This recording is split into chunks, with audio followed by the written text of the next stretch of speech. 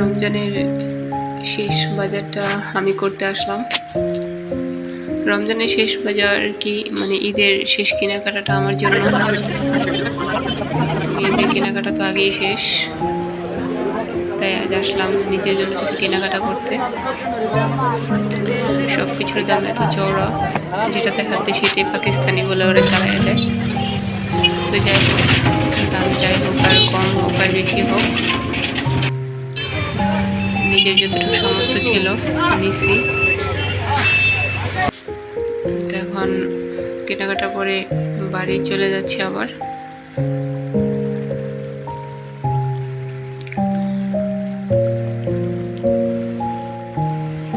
এতে আমি বাড়িতে চলে আসলাম। আমি আমার ড্রেসের সাথে ম্যাচিং করে দুইটা হিজাব কিনলাম, আর এই তো আমি একটা 3 পিস আনলাম।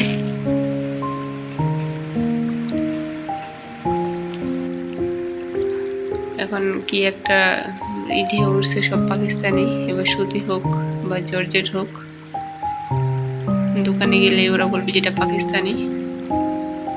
তো করার তো কিছু নেই, কিনতে হয়। তারপর আমি বাড়িতে এসে আমার বিকেলের রান্নাটা চড়াই দিলাম সেহরির জন্য।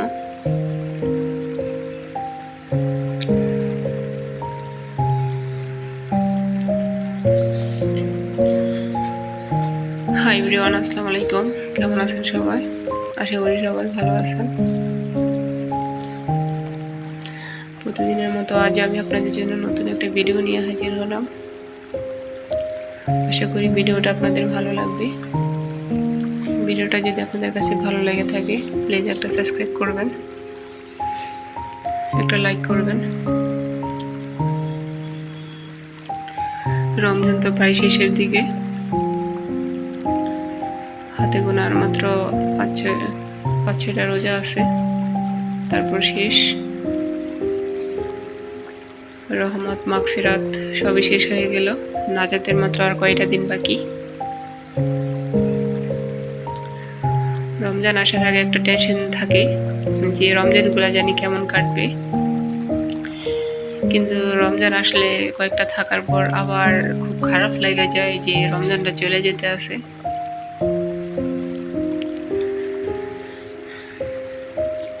তবে যাই হোক, আলহামদুলিল্লাহ আমার পুরো রমজানটা আলহামদুলিল্লাহ অনেকই ভালো কাটছে। আপনাদের সবার কেমন কাটলো? আজকে 2-3 দিন তো ভালোই ঠান্ডা পড়ে, যেমন শীতের মতোই। শীতকালে যেমন ঠান্ডাটা পড়ে, আজকে 2-3 দিন তেমনই ঠান্ডাটা পড়তেছে। রোদ হইল, রোদের তাপমাত্রা অত বেশি নেই। এই তো বাড়িতে এসে আমি আজকে রুই মাছ দিয়ে সিম দিয়ে রান্না করব। বেশি কিছু রান্না করব না, কারণ কালকে পাবদা মাছ ভুনা করছি, ওগুলা খাওয়া হয় নাই, ওগুলা আছে। আর একসাথে রমজানের দিন সেহরি দেওয়াতে বেশি খাওয়া যায় না, ব্যাস 2-1টা আইটেম হইলে এনাফ। কারণ আমার মেয়েরা তো খাইতে চায় না, জাস্ট ওদের একটু ব্রয়লার মুরগি হলে যথেষ্ট। মাছের তরকারিটা তেমন একটা পছন্দ করে না, তো ঘুরে ফিরে আমারই খাইতে হয়। তো এই কারণে 2-1টা পদে রান্না করি, বেশি রান্না করি না। তো বাজার থেকে এসে আজকে আর আমি মাটি চুলা রান্না করলাম না, কারেন্টের চুলায় চড়াই দিলাম। তো এখানে একটি সমস্যা, গ্রামে দেখা যায় কারেন্ট থাকে না ঠিক মতো। তো ভয়ে ভয়ে ছিলাম যে কখন জানি কারেন্টটা চলে যায়, চলে গেলে তো আমার সেই মাটি চুলা আবার বসাতে হইব। যাই হোক, আলহামদুলিল্লাহ কারেন্টটা যায় নাই। আমার ভাতটা আমি বসাই তারপর গোসল করতে গেছি, ভাতটা হয়ে গেছে। তারপর আমি এখন মাছটা ভাজা নিয়েছি, মাছ ভাজা নেওয়ার পর এই যে তরকারিটা বসাবো। তো তেল গরম করে পেঁয়াজ, কাঁচামরিচ, টমেটো এগুলো দিয়ে দিলাম।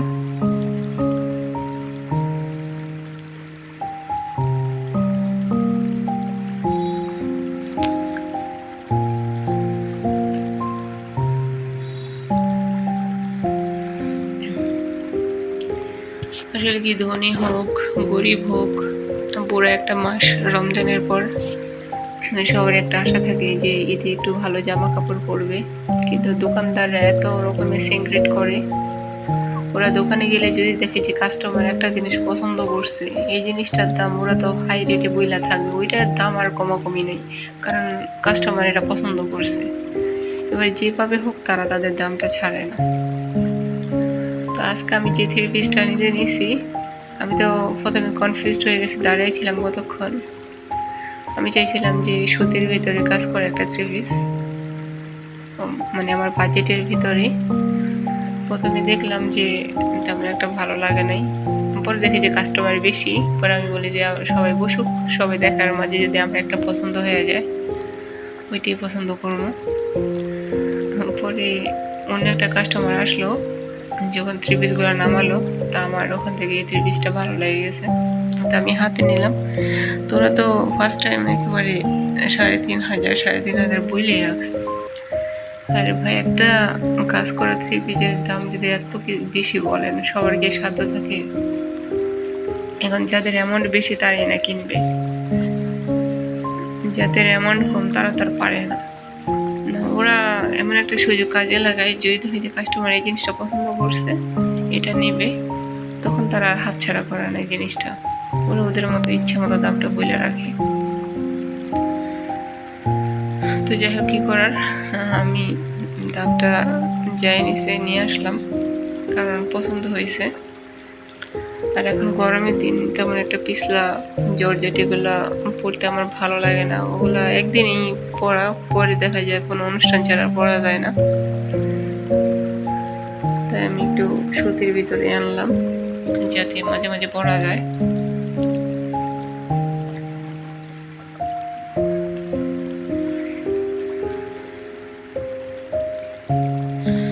তো আমার ইলেকট্রিক চুলাটাতে রান্না বান্না বসে দেখা যায় 2-3 ঘন্টা কোনো দিক থেকে ঘুরে আসা যায়, এমন অবস্থা। যদি হাই হিটেও দিই, যেমন সবগুলা ইলেকট্রিক চুলে কি এমন হয় নাকি আল্লাহ জানে। এটাতে তরকারি বসায় বা ভাত বসায় 2-3 ঘন্টা এদিক সেদিক ঘুরে আসা যায়। আমি তো আজকে ভাত বসাইয়া, বাজার থেকে আইসা ভাত বসাইয়া, তারপর আমি আমাদের বাসায় গেলাম গোসল করতে। কাপড় চোপড় অনেকগুলো ধুইলাম, মানে 2-3 ঘন্টা ওভার হয়ে গেছে। মা আইসা দেখি যে সেই আমার পানি গরম হইতেছে না। পরে আবার কি করলাম, হিটারে পানি গরম দিয়ে পরে আবার দিলাম, পরে হয়েছে এই অবস্থা।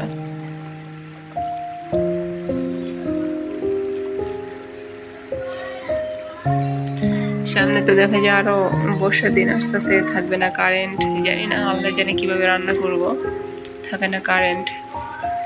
আবার দেখা যায় মাটি চুলা রান্না করতে গেলে প্রচুর বাতাস, কিভাবে যে কি হবে আল্লাহই জানে। তো আমার আজকের ভিডিওটা আপনাদের কাছে কেমন লাগলো প্লিজ কমেন্ট করে জানাইবেন।